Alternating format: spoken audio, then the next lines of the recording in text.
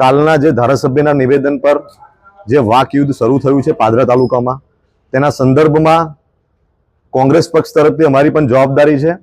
જે કોંગ્રેસને રાક્ષસો કીધું અને જૂની વાતો કરી કે કોંગ્રેસ આજે હવનમાં હડકા નાખવાનું કામ કરે છે, તો મારે સીધો જવાબ છે ધારાસભ્યશ્રીને. પાદરા તાલુકાના પ્રથમ નાગરિક છે અને પ્રજાએ ચૂંટ્યા ત્યાર પછી એ ધારાસભ્ય બન્યા છે. એટલે ખૂબ મારે કહેવું છે એમને કે ધારાસભ્ય તમે છો, તમને આવી શબ્દો તમે જે વાપરો છો એ ખરેખર તમને શોભતા નથી.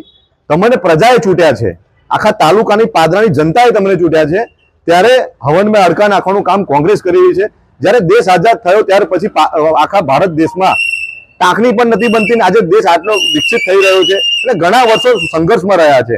ત્યાર પછી પણ 70 વર્ષથી વધુ પણ કોંગ્રેસની સરકાર ભારત દેશમાં રાજ કર્યું હતું. ત્યાર પછી એમના પિતાશ્રી જ કોંગ્રેસમાંથી ચૂંટણી લડ્યા હતા. એટલે ખૂબ મારે કેવું છે કે કોંગ્રેસમાં જૂના પણ અમારા ગામના મુજપુર ગામના પ્રવીણસિંહ કૃષિસિંહ, જીતસિંહ પરમાર એવા દિગ્ગજ નેતાઓ જેને મુરબ્બીઓ આપણે કહી શકાય તે બધા જ કોંગ્રેસમાંથી આવ્યા છે. આજે પાદરામાં જેટલી પણ ભારતીય જનતા પાર્ટીના લોકો છે બધા કોંગ્રેસમાં તણાઈને આવ્યા છે. એટલે ક્યાંક ને ક્યાંક ભારતીય જનતા પાર્ટીને પણ નુકસાન કરે એવું ધારાસભ્ય એમને પાર્ટીને નુકસાન થાય એવું સ્ટેટમેન્ટ આપી રહ્યા છે, નિવેદન કરી રહ્યા છે. એટલે મારે એમને સીધું કેવું છે, ધર્મ સત્તા પણ છે આ દેશમાં, રાજસત્તાની ઉપર ધર્મ સત્તા છે. જ્યારે પણ આવા તમે શબ્દોનો ઉપયોગ કરો છો ત્યારે દેશ માટે પણ ખરાબ છે અને આપણી ભાષા માટે પણ ખરાબ છે.